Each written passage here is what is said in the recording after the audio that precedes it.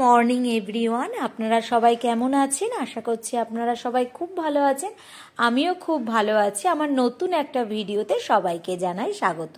আজকে ঘুম থেকে উঠে পড়েছি অনেক সকালে, হঠাৎ ঘুমটা ভেঙে গেছিল। তখন প্রায় 6টা বাজে, তারপর আর কিছুতেই ঘুম আসছে না। তো ভাবলাম যেহেতু ঘুম ভেঙেই গেছে, যাই রান্না বান্না করতে স্টার্ট করে দিই। তো আমি রীতিমধ্যে সব কাজকর্ম করে রান্নাঘরে চলে এসেছি।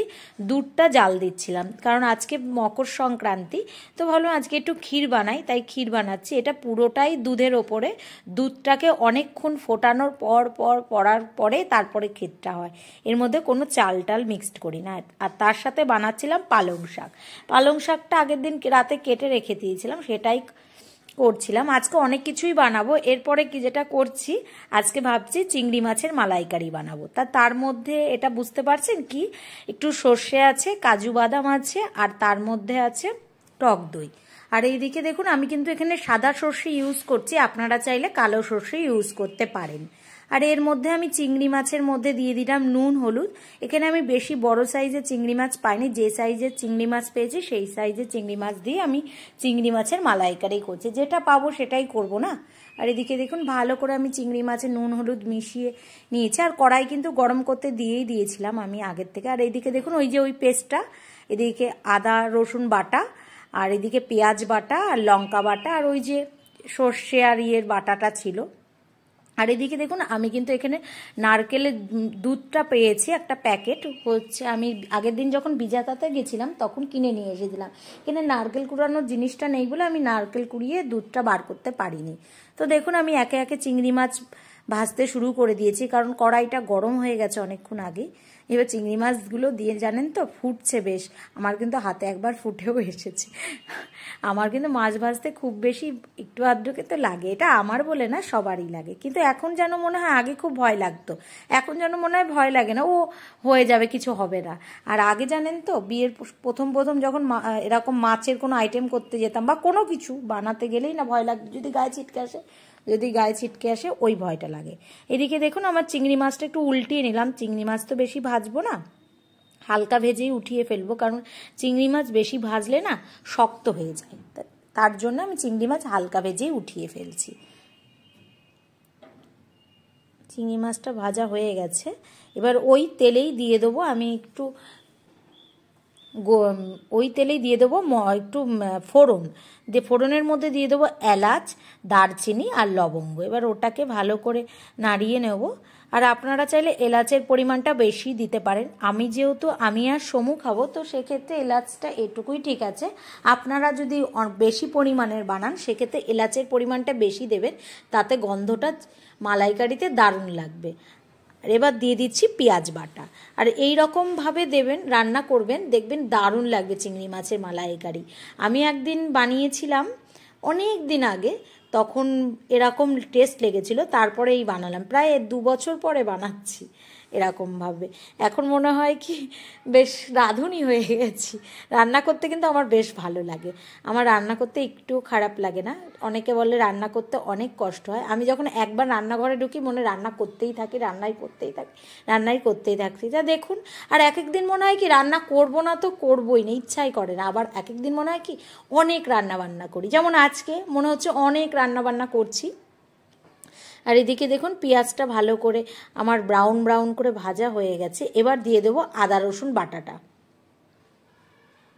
এবার আদা রসুন বাটাটা দেওয়ার পরে নাড়িয়ে নেবেন ভালো করে।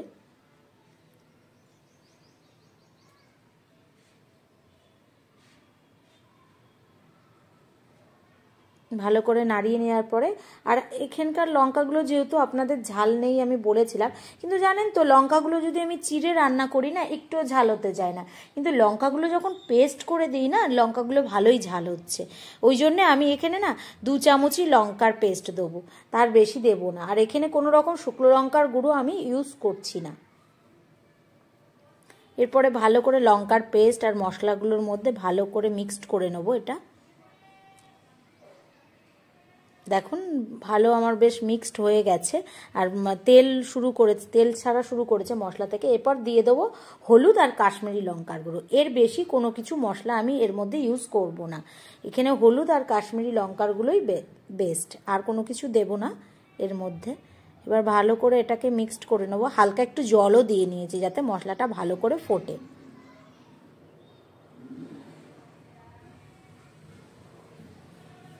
তারপরে দিয়ে দেবো ওই যে বাটাটা বেটে রেখে দিয়েছিলাম, সাদা সর্ষে, একটু কাজু বাদাম, তারপরে হচ্ছে টক দই, ওটাকে মিক্সড যে বাটাটা ওটা দিয়ে দেবো। তারপরে এই বাটার যে বাটিতে যেটা লেগে আছে ওটা জল দিয়ে ধুয়ে আমি এর মধ্যে দিয়ে দেবো, তাহলে ভালো হবে। এটা এরকমভাবে একদিন করে দেখবেন চিংড়ি মাছের মালাইকারি, অবশ্যই আপনাদের সবার খুব ভালো লাগবে। আমিও খেয়েছি, ওই জন্যেই আপনাদের বললাম। আমি নিজে না খেয়ে কোনোদিন কাউকে সাজেস্ট করি না যে আপনারা খান এইভাবে। এরপরে ভালো করে আমি মিক্সড করে নিয়েছি। ভালো করে মিক্সড করে নেওয়ার পরে ওই যে নারকেলের এবার দুধটা দিয়ে দেবো। নারকেলের দুধটা হচ্ছে প্যাকেট থেকে, দুধটা ঢালার সময় দেখলাম খুব ঘন, জানেন তো। এবার ভাবলাম যে একটু জলও তো লাগবে, তা ভাবলাম যে একটু নারকেলের দুধটা একটু জলের মধ্যে দিয়ে ভালো করে দিলে বেশ ভালো হবে। এবার দিয়ে দেবেন স্বাদ মতো নুনও দিয়ে দেবেন একটু, কিন্তু নুনটা অপশনাল, মানে আপনারা যেমন নুনের পরিমাণ যেমন খান, অনেকে নুন কম খায়, অনেকে নুন বেশি খায়, সেই বুঝে আপনারা নুন দেবেন।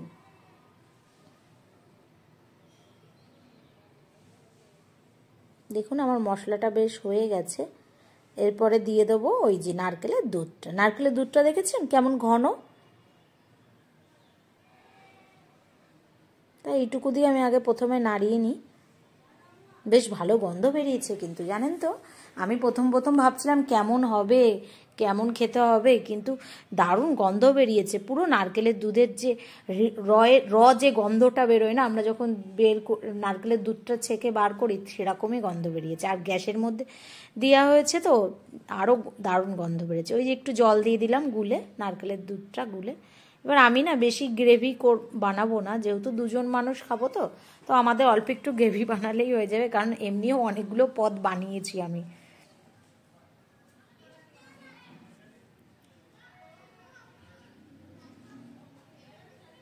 আর নুন এখন আর দিলাম না, তখন নুন দিয়ে দিয়েছি, আমার নুনের পরিমাণটা ব্যালেন্স হয়ে গেছে। আমরা মাঝারি নুন খাই, খুব বেশি নুন খাই না আমরা। এরপরে দিয়ে দেবো চিংড়ি মাছটা। চিংড়ি মাছগুলো দেখুন, চিংড়ি মাছগুলো কিন্তু খুব বেশি কিন্তু ছোট ছোট না, ঠিকই আছে। কি করব বলুন তো, ওই রকম চিংড়ি মাছ যে পাচ্ছি না বাড়ির পাশে, তার জন্য এই চিংড়ি মাছ দিয়েই বানাচ্ছি রান্নাটা। এবার মশলাটা হয়ে গেছে, মানে রান্নাটা। এবার দেখুন আমার চিংড়ি মাছের মালাইকারিটা দারুণ খেতে হয়েছে, কিন্তু আমি যেহেতু পরে ভিডিওটা এডিট করে দিচ্ছি, দারুণ খেতে হয়েছে। এরপরে বানাচ্ছি শুভঙ্করের জন্য বেগুনের ঝাল। ও ভারী বেগুনের ঝাল খেতে খুব ভালোবাসে। তা আগের দিন যখন রাস্তায় গেছিলাম না, এই ছোট ছোট যে বেগুনগুলো হয় না, এই বেগুনগুলো নিয়ে আসলাম।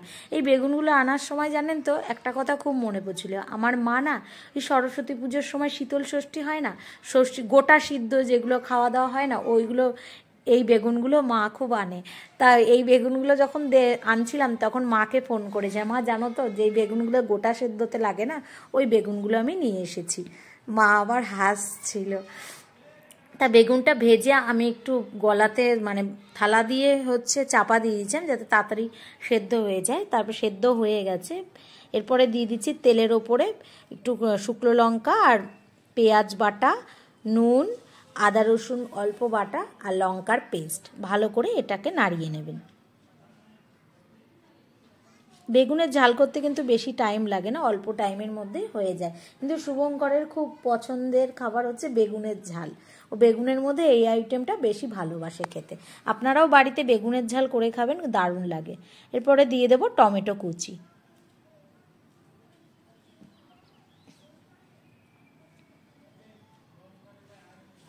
টমেটোটা ভালো করে একটু খুন্তি দিয়ে একটু গলিয়ে দিচ্ছি যাতে তাড়াতাড়ি গলে যায়। এমনিও তাড়াতাড়ি গলেই যায়, টমেটোগুলো বেশি বড় সাইজে না, ছোট ছোট টমেটো তো তাড়াতাড়ি গলে যায়। তারপরে দিয়ে দেবো মশলা, এই জিরের গুঁড়ো, ধনের গুঁড়ো, একটু হলুদ আর একটু লঙ্কার গুঁড়ো, আর কিচ্ছু না। আরেকটা কথা আপনাদের বলতে ভুলে গেছি, রান্নায় না সবসময় হালকা একটু চিনি দেবেন, দেখবেন টেস্টটা দারুণ লাগে। আমার কিন্তু এটা আমি জানতাম না, আমার মা একদিন আমাকে বলছো অল্প একটু চিনি ফেলে দিবি, দেখবি সব কিছুর ব্যালেন্স একদম ঠিকঠাক থাকবে।